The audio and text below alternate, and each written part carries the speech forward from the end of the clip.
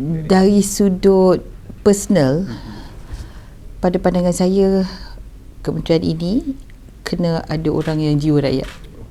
Sebab bangun tidur mesti ada, hari ni telur ke, gula ke, beras ke dia akan ada sentiasa isu yang berkait dengan rakyat. Jadi memang all the time lah. Cuti pun reporter kejar juga, kena respon juga. Itu on a personal level lah, ya. Berkenaan dengan kerja ni. Sebab pada saya, ialah setiap kementerian tu ada cabarannya masing-masing. Tapi bila kementerian yang macam ni memang frontline dan berkaitan dengan masalah rakyat, direct, ya. Orang kata makan minum kan, bread and butter, dia memang kena respon cepat. Dia kementerian penting dan dia memberi kesan, dia penting walaupun bajet dia tak banyak tapi dia ialah sesuatu kementerian yang di mana kita kena respon cepat, ya, kepada adalah yang daily issues lah, isu harian tu memang kena respon cepat. Pada pandangan saya, kalau saya cakap tadi, saya mulakan tadi, saya kata mesti ada hati untuk rakyat lah. Sebab memang kalau kita ada hati untuk rakyat, kita akan lihat ini sebagai satu peluang juga kita untuk kita beri sumbangan kepada rakyat secara direct, ya. Jadi saya memang sepanjang hidup saya memang aktif, terlibat NGO, aktivis. Jadi pada saya ni extension aja daripada apa yang saya biasa buat. Cuma of course lah, dari segi policies, dari segi muka dasar, tentu sekali ada banyak faktor-faktor yang di luar kawalan kita. Contoh di luar kawalan kita. Apa contoh luar kawalan kita? Harga barang. Harga barang. Kadang-kadang rakyat tu dia mengharapkan kita kawal segalanya. Kadang-kadang rakyat itu tidak faham berkenaan dengan free market economy. Rakyat expect kita boleh kontrol semua harga barang. Jadi free market economy tidak begitu. Dan rakyat kadang tak faham berkenaan dengan supply and demand, berkenaan dengan faktor global, perang yang akan meninggalkan kesan kepada harga minyak, yang meninggalkan kesan pula, ada kesan pula kepada harga barang.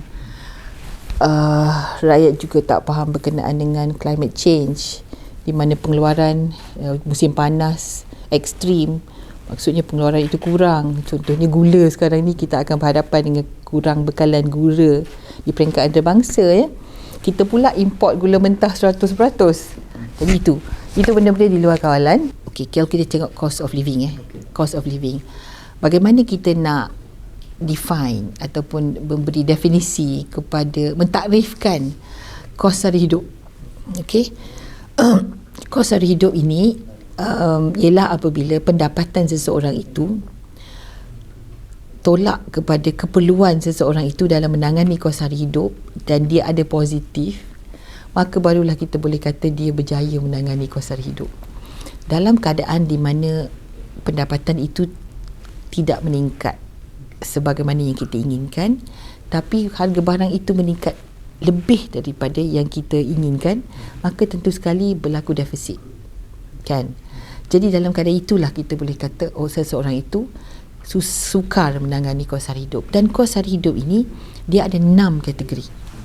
Ada 6 kategori. Kategori yang pertama ialah kategori tentu sekali tempat tinggal, makan minum, pengangkutan, pendidikan, utilities, pengangkutan, pendidikan, kesihatan. Jadi kalau seseorang itu ada keadaan di mana anak dia ramai, dan kos sara hidup itu tentu sekali meningkat. Kalau seseorang itu menjaga mak dia yang sakit, tentu kos kesihatan dia meningkat. Berulang-alik ke hospital contohnya, anak nak terima rawatan, ya, isteri, suami kena stroke. Jadi ini tentu sekali meningkatkan dia punya kos sara hidup. Kalau misalnya dia duduk di bandar berbanding dengan duduk di luar bandar, pun kos sara hidupnya berbeza.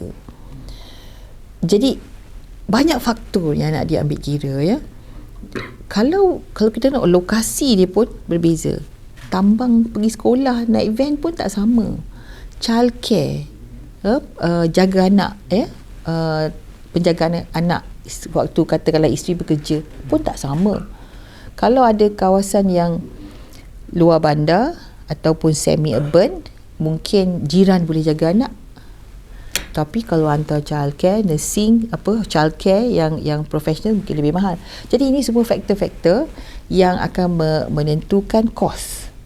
Dan pendapatan dia stagnan. Jadi tentu sekali dia kalau nak kata berpuas hati tu, dia ada banyak benda yang saya boleh lakukan, yang saya rasa saya puas hati dengan apa yang saya lakukan. Tapi kalau faktor-faktor itu, ada faktor-faktor yang di luar kawalan saya, macam mana saya nak kata saya berpuas hati?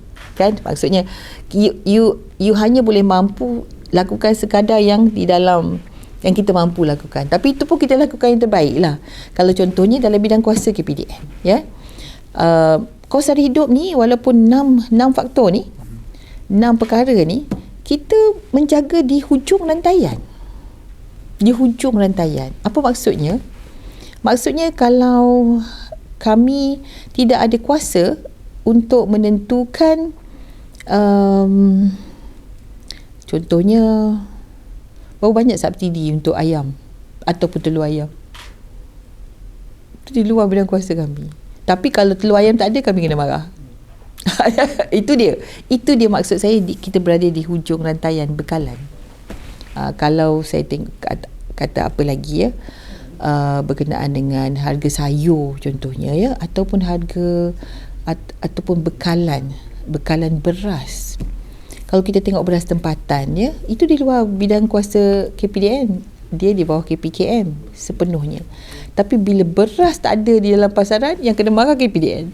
Jadi ini satu perkara yang kami kena hadapi lah, walaupun kita tak ada kuasa pun nak buat sesuatu tentang perkara tersebut, ya. Jadi soalan tu panjang jawapan dia, berpuas hati atau tidak. Saya cuba lakukan yang terbaik dalam bidang kuasa yang saya boleh buat.